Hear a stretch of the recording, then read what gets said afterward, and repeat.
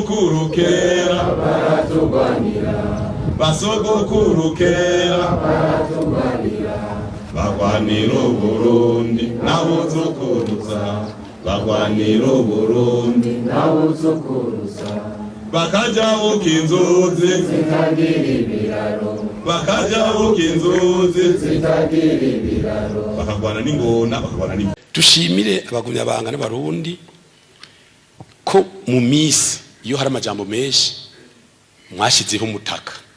Twari basavye tuti shirako umutaka, imvura igwe nikunyagire, amajambo avugwe mugarengane, kuko abayavuga sabakeneye ko dutera intambwe n'abakeneye gusambura.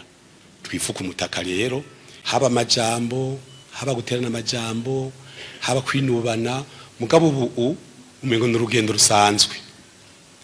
Wo ni Reverien Ndikuriyo, munyabanga mukuru w'umugambwe Cndd mukaza kumukurikira muri aya makuru ku buryo burambuye. Turasubiye kubahereza mwiriwe canke mwaramutse, kandi tubakengurukira cyane ko mudahwema gukurikira ibiganiro n'amakuru vy'imbonesha kure yanyu Hejuru TV. N'umwanya w'amakuru agezweho rero twabatunganirije. Turi kuwa gatandatu kwigenekezo rya mbere kwezi kwa gatatu 2025. Turabahaye kaze, murabimenyere ko tubashikiriza inkuru ziba bivugwa muri politike, agateka kazi na muntu, ubutungane, bivugwa mu kibano, bitanga n'abategetsi, ingingo n'amatangazo bigenewe bene Gihugu. Hari byinshi rero biba bigaruka ko ku mbuga ngurukana bumenyi n'ibimenyesha amakuru, harimwo n'ayandi makuru menshi tuba twabatohoreje binyuze mu masoko yacu, tutibagiye n'ibiganiro tubagezaho ku ngingo zigiye zitandukanye.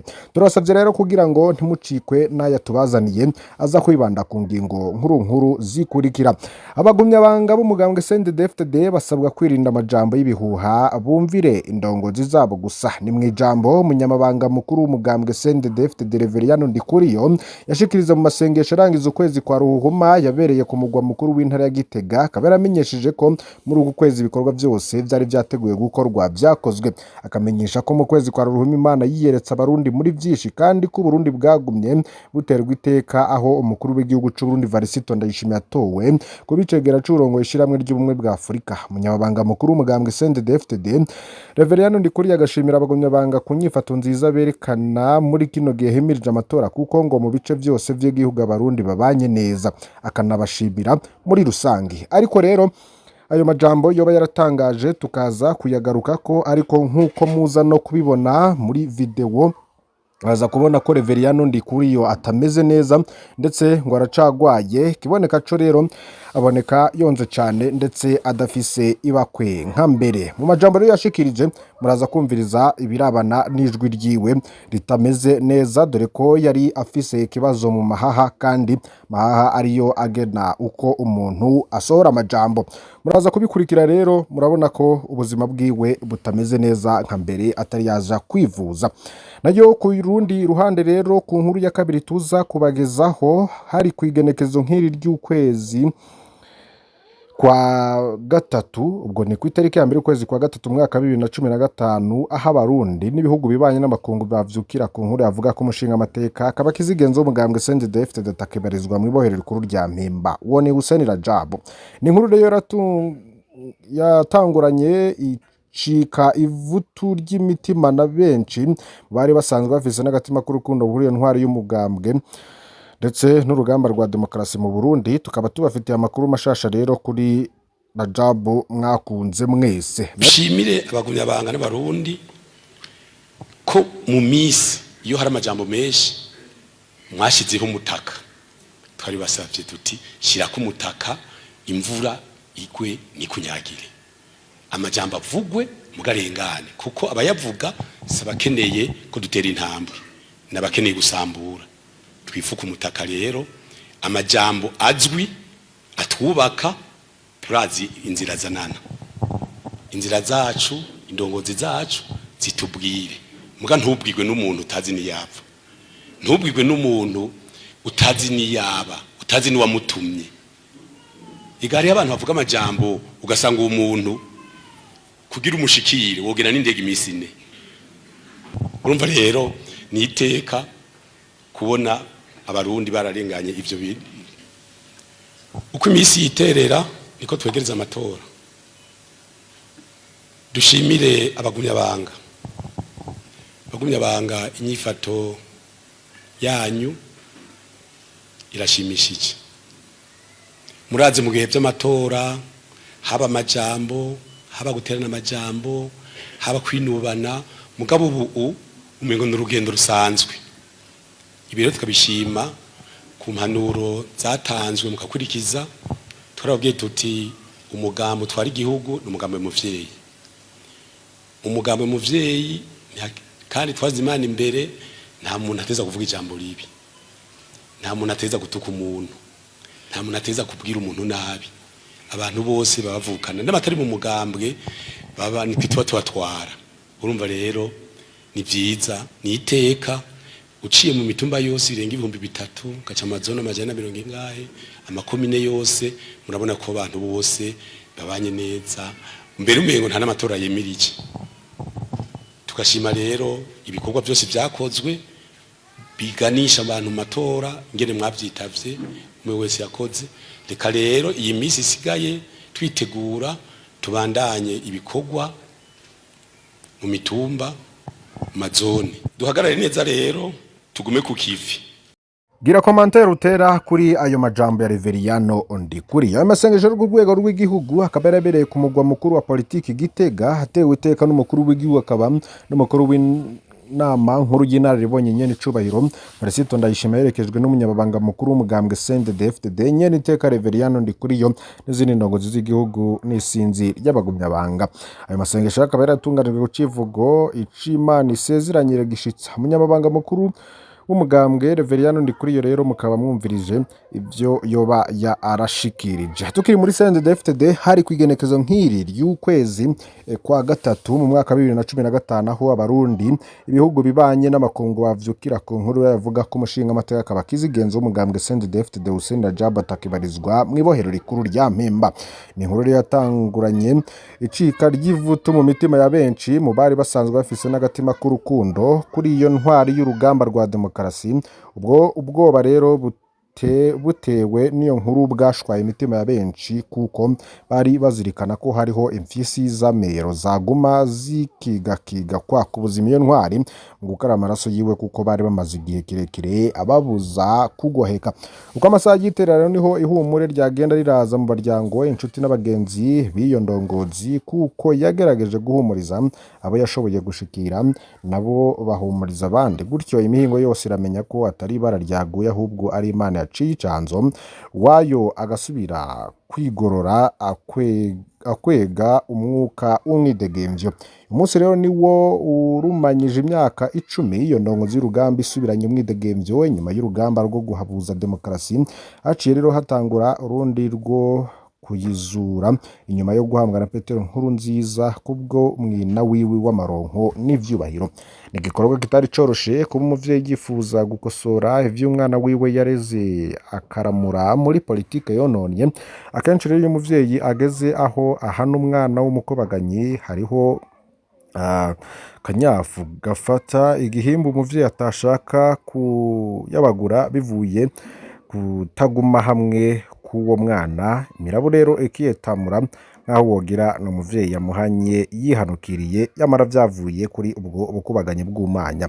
Atawurondogoye rero abarundi nivyabona kuko barabona kandi barumva ivyo basavye imirango n'amajoro babisabana amarira, bamwe bafukamye imbere yabo batswe ubuzima abavyeyi babo bahekuwe. Imana rero yaravyishuye naho kenshi Imana mu kwishura cisha mu nzira zayo abana b'abantu tudapfa gutahura. Nubwo rero atawo kwiruhutsa nk'uwashitse iyaja, ariko urugendo rw'abarundi bararugenze kuko ikirere cari gitwikiriye Burundi irya myaka sico gihari uyu munsi. Kubabonye rero n'abayagiwe kahise ku rugamba rwo guhaburuza demokarasi barazi ko rwabaye urugamba rwagize imisi n'amajoro birebire cane ku buryo bumvisha uwari yambaye umuheto atambukira mu bisaka vy'amashamba, izuba n'imvura bibisikanye ku mutwe wiwe umubwira ko hari umubwira ko hari umunsi azosubira mu biwe akagendera habona bene wabo rero bakamukeza ko ari intwari akaryama ataco yikanga. Cari igikorwa kitoroshe cane, vyari binagoye no gutahura ku bari ku rugamba kumva ko hari umunsi bazokwicara abahiteka bagororotse inyuma y'amazina biswe n'amajambo y'incamugongo babwirwa n'abanzi babo babaca intege ko bazogwa mu mashamba batsinzweyo n'inzara hamwe n'inyota. Icabasogotora kikabasonga nuko badasiba kurenza ivu bene wabo baguye musi y'ibendera rya demokarasi, ku buryo babona ko umwe wese arindira rwiwe aho ruzoshikira naho ruzomusanga. Nkaho agahinda rero katewe umuhindo wa Vyimuzinga atari gakwiye, hariho abacibwa intege n'abafasha babo bari barasize mu gihugu hagati. Benshi rero bakaba barabuze kwihangana batana n'ikizagazuzo abanega babo, kuko bari bamaze guhebura ko batazigera basubira guhonyoza ikirenge ku butaka bw'u Burundi mu mwidegemvyo. Nkako rero hariho n'abatari bake vyanse mu nda, umweko w'ukwihangana uritubutura bashira hasi ubugabo bapfukamira umwansi, basiga bene wabo ku rubuga rw'intambara. Byari binagoye no kumenya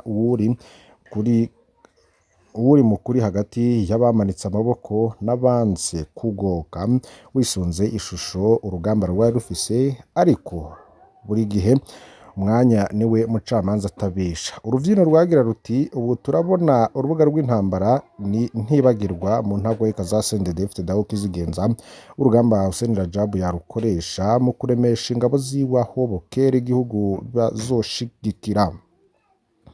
Reka rero twigire ku makuru avugwa cyane mu nama nshingamateka y'igihugu c'u Burundi. Mukuru w'inama nshingamateka Daniel Gerase Ndabirabe asaba ko hoba igihano maze ufata mu isashe mu gihugu bakayimutamika mpaka yimize yose, niho ngo bazogira ico batinya. Gerase Ndabirabe ati ufatanywe 3 canke 5 nta kwirirwa muramufunga mu muhe ayihekenye yose, niyo uzurinda niho abandi bazotinya. Umudandaza ahekenye umufuko wose. Mukuru w'inama nshingamateka y'u Burundi Daniel Gerase Ndabirabe akavuga ko hoba igihano ku muntu wese afata mu isashe bakayimutamika akayimira yose, kugira n'abandi babone gutinya maze isashe zituzwe mu gihugu. Rero akaba yarabishikirije ku munsi w'ejo mu nama nshingamateka igihe umushingamateka Tanaze yashikiriza amakenga afise ku masashe yasubire kuzura mu gisagara ca Bujumbura, ibiheza bigakwiza imicafu. Ku bwa Daniel Gerase Ndabirabe ufata mu isashe 3 canke 5 ukazimira zose ukuzura inda ukagira constipation ngo ntuzosubira kugura canke kuyigurisha. Yongera agira ati uri umudandaza ugafatwa na 50 mubwira zimire zose, uwuzigurisha amere umufuko wazo. Ku bwa Reverien ku bwa Gerase Ndabirabe ivyo ngo vyotuma isashe ziranduranwa n'imizi mu gihugu maze abantu bagatinya kugura no kugurisha isashe. Mwumvirize nawe ivyuserukira abanyagihugu mu nama nshingamateka. Iburwa ry'abakuru babiri muri CVR, gutanga imihoho ku gahato canke no kubogozwa, nivyo bibazo bibiri bihari. Kuva mu ntango z'ukwezi kwa Ruhuma guheze, abategetsi babiri bo mu mugwi ujerwe ukuri no kurekurana w'u Burundi CVR cagera c'umukuru wayo Clement Nziza hamwe na komisera Aloyizi Batungwa nayo barabuzwa irengero, nk'uko bivugwa n'amasoko yegereye ababuze ngo boba baratewe komoka n'umukuru w'inama nshingamateka nyuma y'uko mukuru wa CVR asanzwe atavuga rumwe nabo yatanze ibirego. Hari amasoko amwe avuga ko hari icuka kibi muri CVR, ni icuka rero cyo kutizerana ngo cateye hagati y'abo barongozi babiri n'ubuyobozi bwa CVR, nk'uko amasoko yacu bivuga. Aloyizi Batungwa nayo cane yari yaramenyekanye cane mu bategetsi bariho kubera ubushakashatsi bwiwe ku matati yateye igihugu, ariko rero ngo hari ibirego vy'ubuhemutsi no kunyenyeza ku nyungu z'u Rwanda vyashikirijwe kuri we hamwe n'icegera ca Pierre Claver Ndayicariye, bituma bamagarwa bakagirwa no gutana imihoho ku nguvu. Abarongozi rero bashasha babiri baragenwe kugira ngo basubirire ababuze. Ni nyuma y'ivyo bintu rero itegeko rya perezida ryashizeho abarongozi bashasha babiri kugira basubirire abo bahavuye. Mu nama rero yabaye ku wa 13 Ruhuhuma 2025 n'abanshingamateka yatoye Vianney Ndikumana na Musenyeri Aime Joseph Kimararungu kugira basubire muri ayo mabanga. Abo bashasha rero bakaba bafise inzira zitandukanye mu vy'akazi hagati y'ubuyobozi n'amabanga bashinzwe mu vy'idini, kandi biyemeje gukora kugira habeho kurekurirana ku rwego rw'igihugu. Iburwa ry'abo barongozi rero babiri rije mu gihe ibikorwa vya severe bikunze kutavugwa ko rumwe. Umuyobozi wayo Pierre Claver Ndayicariye asanzwe ariko kenshi ko afise amacakubiri y'ubwoko mu kwiga kahise ku Burundi, bigatuma haba n'impari mu bijanye no kudakumira k'uwo murwi. Ikibazo rero kirimwo n'ibifungu vyinshi kuko kugeza ubu ata makuru yemewe yashikirijwe ku bijanye n'ivyashikiye Clement Nziza na Aloys Batungwa nayo. Iburwa ryabo rikaba ritera ibibazo vyinshi kandi rikavyura n'impungenge ku bijanye no kwigenga vy'ukuri kw'ibikorwa vya severe isanzwe yibanda gusa ku bwicanyi bwo mu 1992 na 72 bwahitanye abahutu benshi kurusha abatutsi mu gihe kiringo cayo kiraba kuva mu 1885 gushika muri 2008. Ayo makuru rero menshi reka tubagezeho n'ayagezweho yanditswe mu bimenyesha makuru bitandukanye. Yandi makuru mwamenya nuko hagiye kwihwezwa ko ikinyobwa Vitaro cokurwa canke cogumaho. Mushikiranganje bw'ubudandaje rero bumenyesha ko bugiye kuvugana n'ishiramwe rihingura ivy'ibinyobwa Bralirwa ukuntu ikinyobwa cayo Vitaro kizigitirwa ku baguzi n'abatagikunda barimwo cokurwa canke kagumaho ngo bizocishwa muri sondage. Vyashikirijwe rero na Marie Chantal Nijimbere umushikiranganje w'ubudandaje mu nama nshinga amateka kwa 27 Ruhuhuma 2025 yari gutanga umuco ku vyerekeye ibiciro harimwo ibinyobwa vya Bralirwa. Ivyo gutegeka abaguzi kwihereza ico kinyobwa ngo bikaba biteza impari hagati y'abaguzi n'abadandaza.